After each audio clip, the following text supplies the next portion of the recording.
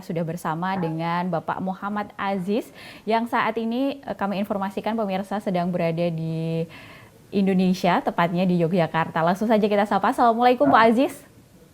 Waalaikumsalam warahmatullahi wabarakatuh. Iya, dengan saya Arina Nurrohma di sini. Bagaimana Ya, apa Mbak. kabar hari ini, Pak? Alhamdulillah baik, Mbak Arina. Ya, baik. Pak, bisa diceritakan lebih detail bagaimana perkembangan PCM Tiongkok mengingat 2 tahun ini juga sedang dilanda COVID-19? Ya, terima kasih Mbak Arina dari TV Muhammadiyah, Iya. dari TV-mu. Ya, jadi menilai sejarah Islam di Cina, agama Islam diperkenalkan ke Tiongkok sejak periode dinasti Tang ya. Ya. Ya, sampai kemudian berkembang sampai dinasti Yuan tahun 1987 dan seterusnya. Kemudian juga pendidikan Islam di Cina dianggap sudah dimulai dari abad ke-7 dengan penduduk Muslim awal melalui pendidikan keluarga dan seterusnya. Sampai kemudian perlu diketahui bahwa sesungguhnya dakwah Islam di Tiongkok itu juga disebarkan oleh salah seorang sahabat Rasulullah Shallallahu Alaihi Wasallam yang kemudian beliau wafat dimakamkan di Guangzhou kalau orang mengatakan, kalau yang kita baca, kalau cara Cina membacanya Guangzhou ya. Guangzhou, oke. Sa'ad bin Abi Waqqas itu termasuk as-sabiqunal awalunya Islam, tokoh awal yang masuk Islam di awal, dan beliau dakwah kemudian wafat di Guangzhou. Baik. Sebetulnya jadi Islam di Cina itu sebenarnya sudah lama ya, tapi mungkin karena faktor politik dan seterusnya kemudian terjadi pergeseran. Baik. Nah, saat ini ya, ini jumlah penduduk beragama di Cina menggunakan data 2013 ya. Yang dikatakan sebagai non-religious atau mungkin gampangnya tidak beragama itu 49,sekian% atau 50% lebih. Ada juga ada Chinese religious dan sebagainya. Tetapi ya agama terbesar di Cina itu sesungguhnya adalah Buddhis ya, Buddha. Baik. Dari yang saya katakan tidak beragama mungkin di atas ya, sekitar 60%, 70%, sedangkan Buddhis 8,3%. Kemudian Muslim dan Kristen itu ya sekitar 3-4%. Baik. Yang lain ya lebih kecil lagi gitu kira-kira. Kemudian sekarang kita bicara soal kehidupan Muslim di Tiongkok termasuk Muhammadiyah ya. Ya. Bagaimana Muhammadiyah diterima di sana pada akhirnya? Ya, sesungguhnya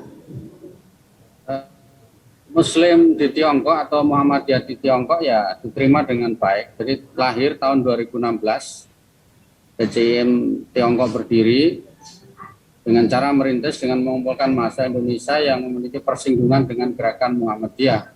Baik.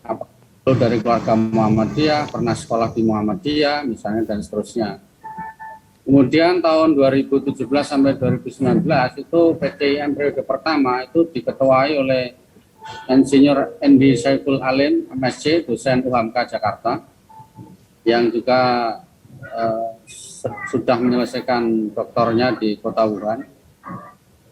Sedangkan kemudian periode kedua saya yang dipercaya menjadi ketua, saya dosen Universitas Samudra 2019 sampai 2021. Baik.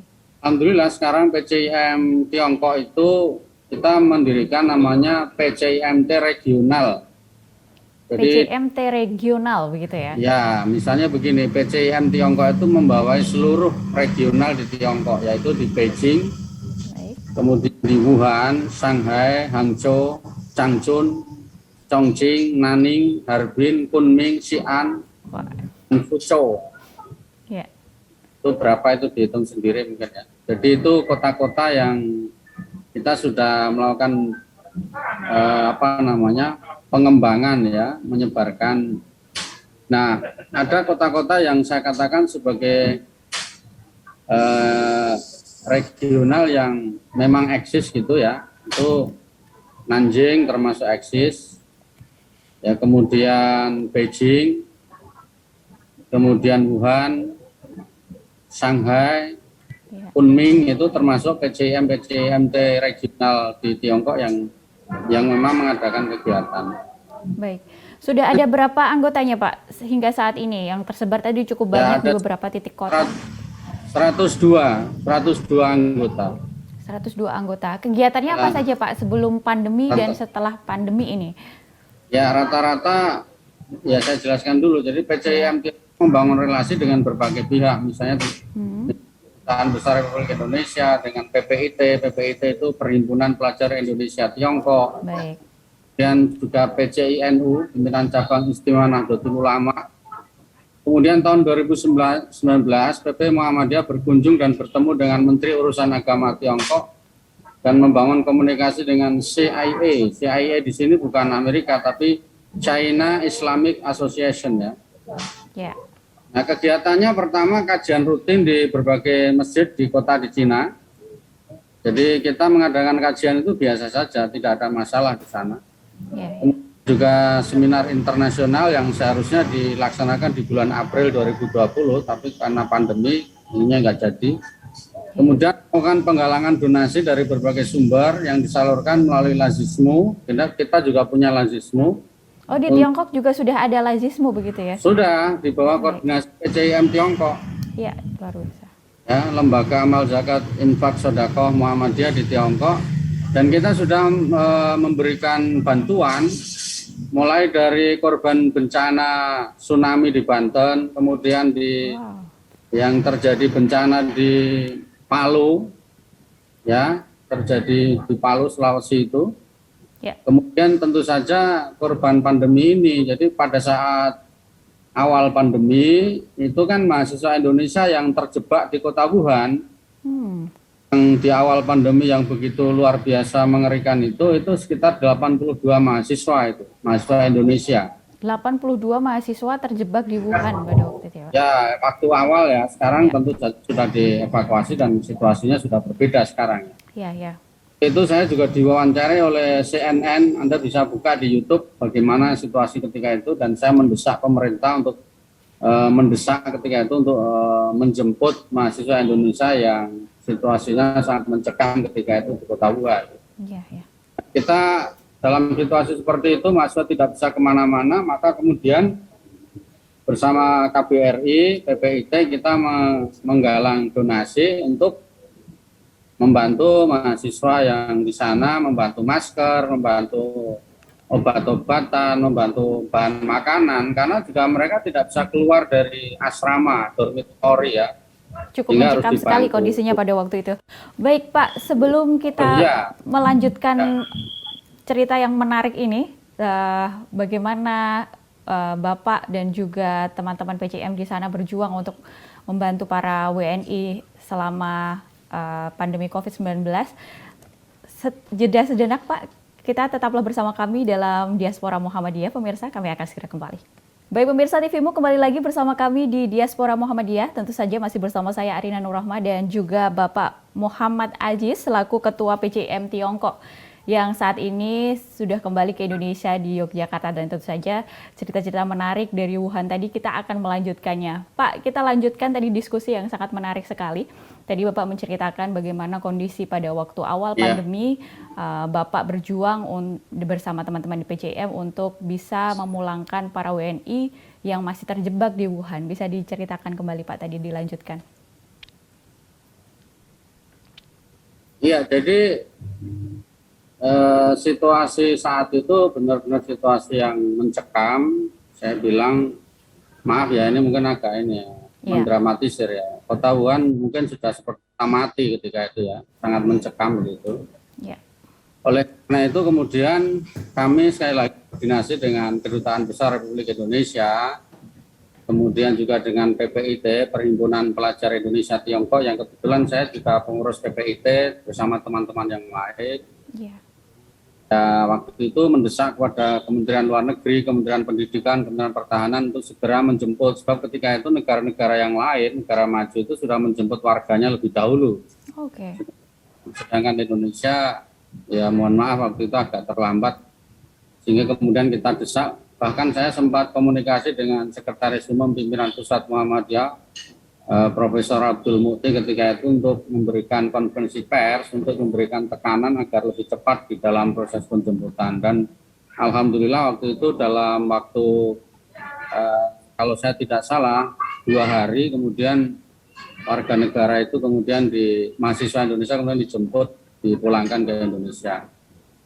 Nah, pada saat situasi-situasi sebelum penjemputan memang kemudian kita dari Indonesia berkoordinasi bersama mungkin warga Indonesia yang masih ada di sana. Kemudian kita mengirimkan masker dari Indonesia tentu saja melalui pesawat khusus waktu itu, kemudian juga obat-obatan dan bahan makanan. Kemudian dikirimkan khususnya di Kota Wuhan dan sekitarnya, karena ketika itu virus pandemi kita tidak pernah menyangka virus corona itu kemudian mendunia. Iya, betul.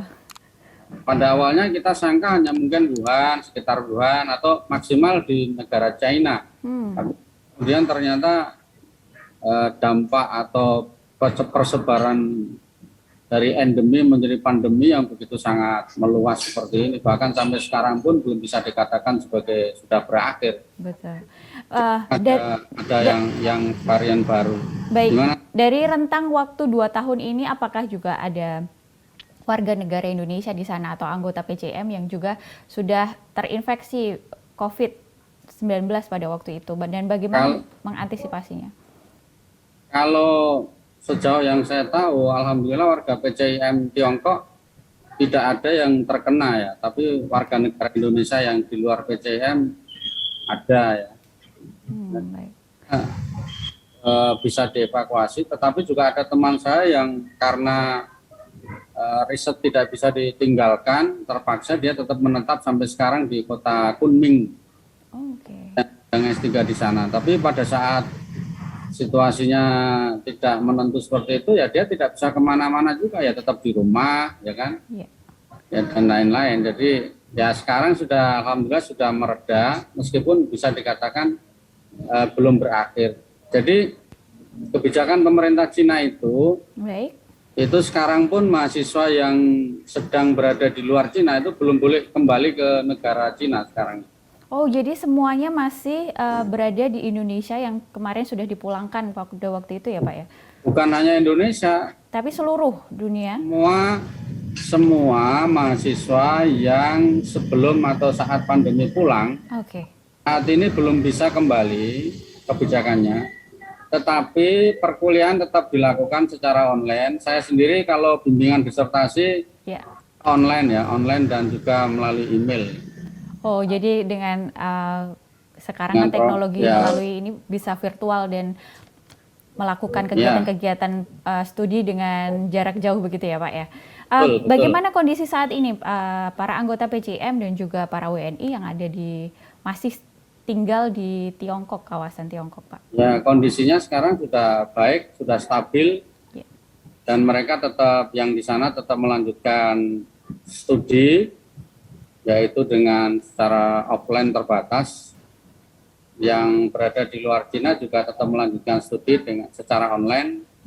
Walaupun bimbingan dengan profesor juga bimbingannya juga secara online. Ya, karena semuanya kan sudah berada kebanyakan ada di Indonesia. Terus bagaimana meningkatkan kegiatan-kegiatan PCM yang ada di kawasan PCM yang ada di Tiongkok dan juga yang sekarang berada di Indonesia begitu? Kegiatannya apa saja? Ya, sebagaimana kegiatan-kegiatan yang lain, kita juga tentu saja kegiatan yang bisa dilakukan ya secara online juga. Misalnya diskusi, kalaupun seminar, panel forum juga secara online, sehingga peserta yang mengikuti yang bukan hanya di Indonesia dan di China, barangkali ada teman-teman yang juga sedang ditugaskan di luar Indonesia, di luar China juga bisa mengikuti kegiatan secara online. Sekarang memang kemudian online itu menjadi alternatif solusi terhadap persoalan yang memang sedang kita hadapi bersama. Ada hal yang unik selama Bapak berada di kawasan Tiongkok, mengembangkan persyarikatan di sana, perjuangan dengan para rekan-rekan kader Muhammadiyah yang di sana. Ya tentu saja ada. Jadi Iya, keunikan itu tentu saja ada. tantangan tersendiri begitu ya di negeri. Ya, jadi misalnya eh, pada saat awal-awal saya berada di China, tentu Iya. saja kegiatan-kegiatan keagamaan misalnya kan mungkin di sini belum pernah mendengar azan versi China. Oh, oke. Ya, itu Ya, menarik sekali. lagunya saja mungkin juga agak berbeda. Tapi saya ketika awal justru malah meneteskan air mata melihat perjuangan Muslim di China di tengah lautan manusia yang non Muslim, saya bilang begitu ya. Mereka kan begitu luar biasa perjuangan dakwahnya itu. Dan Jumatan di sana ya tetap ramai gitu. Bulan Ramadan juga masjid-masjid full, bahkan yang bikin saya betah di sana itu ya atau menarik mungkin diberitakan dikaji adalah ikatan persaudaraan Muslim di sana itu begitu kuat ya. Jadi kalau misalnya saya ke masjid, saya bilang saya Muslim dari Indonesia, mari diajak kemudian makan bersama, bahasa sekarang ini kembul bersama itu kan. Kembul bersama gitu ya. Ya, Masih itu tetap menggunakan kata-kata dari Indonesia. Ya itu apa ya?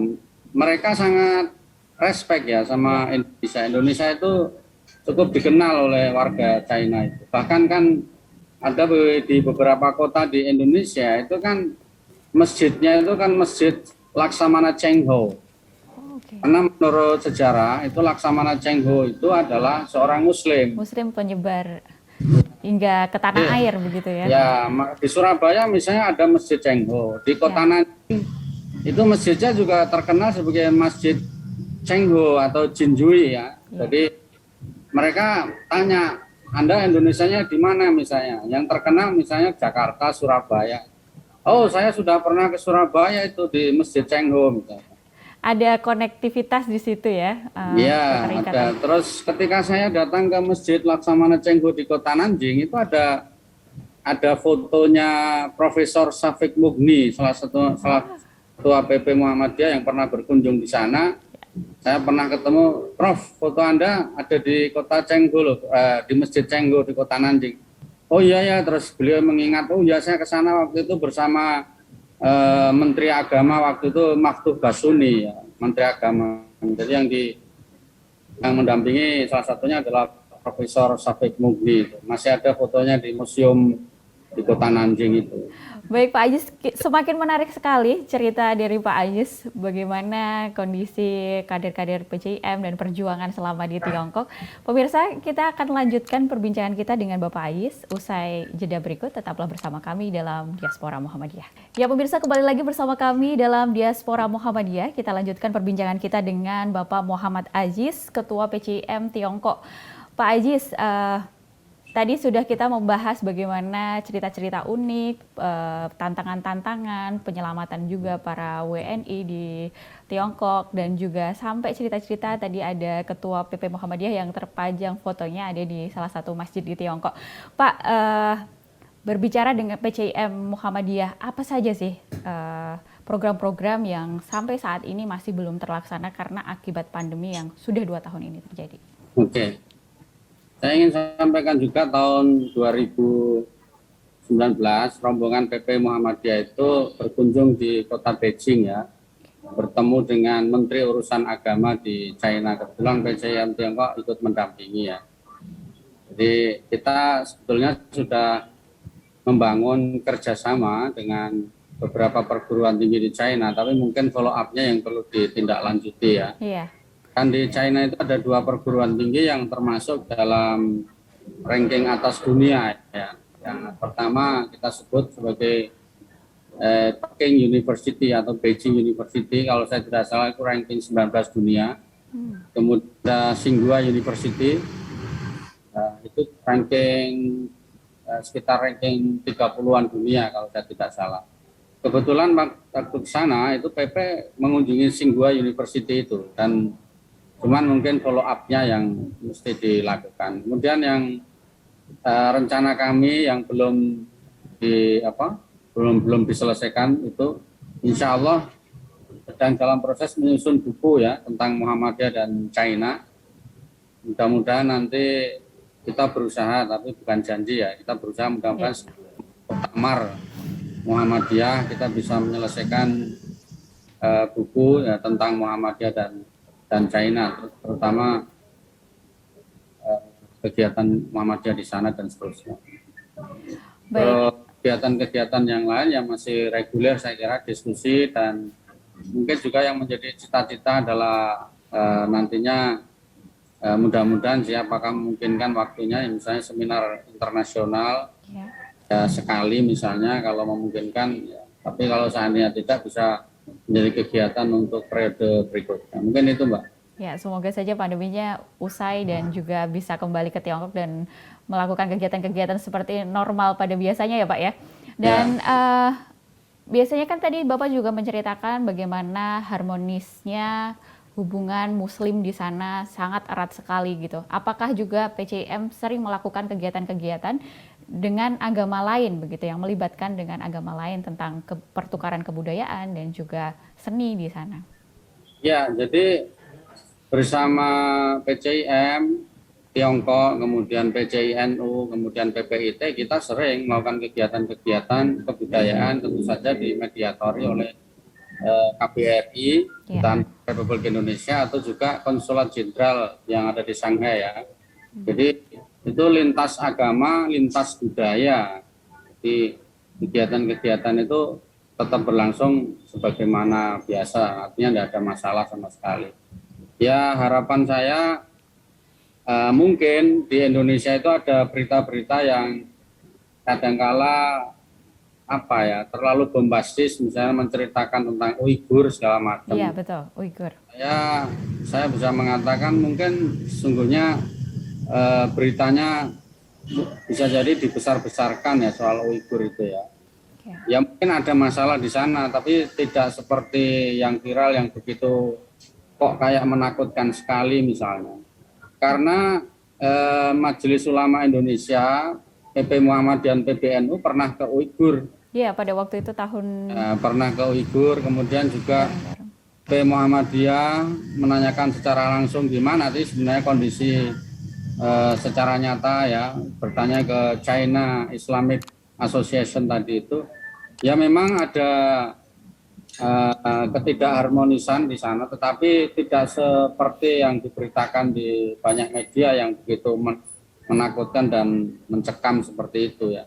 Jadi semuanya warga WNI yang Muslim semuanya diterima dengan baik. Ya, buktinya di kota-kota yang lain itu umat Islam dan umat beragama lain itu beribadah hampir seperti ketika kita beribadah di tanah air. Jadi tidak ada misalnya terus dikejar-kejar apa enggak. Ya saya tiap Jumatan ya ke masjid, sholat, damai-damai saja, tidak ada masalah. Pengajian juga berjalan di masjid, tidak perlu ya cuman izin sama ketua takmir. Di sini aja juga seperti itu, kalau mau mengadakan pengajian juga izin ke ketua takmir kan, misalnya seperti itu. Tidak ada yang terlalu tidak perlu ditakuti, tidak perlu ada yang dikhawatirkan.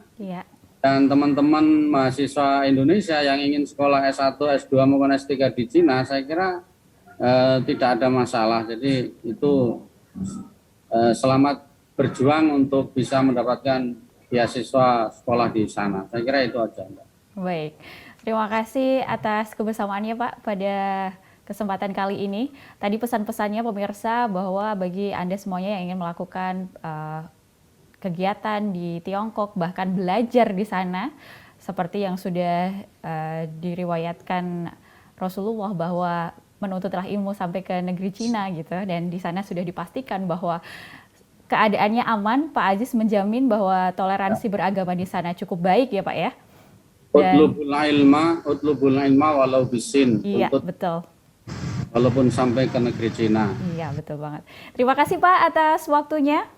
Semoga kita bertemu lagi di lain kesempatan dan PCIM Tiongkok terus berkibar di negeri tirai bambu. Ya. Ya. Terima kasih Mbak. Terima kasih atas TV-mu. Iya.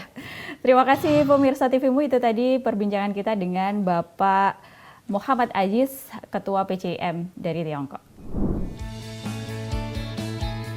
Ya pemirsa, itu tadi perbincangan kita dengan Bapak Muhammad Aziz selaku Ketua PCIM di Tiongkok.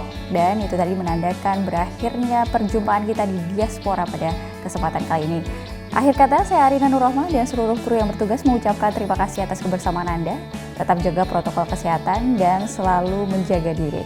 Saya Arina Nur Rohmah, wassalamualaikum warahmatullahi wabarakatuh. Sampai jumpa.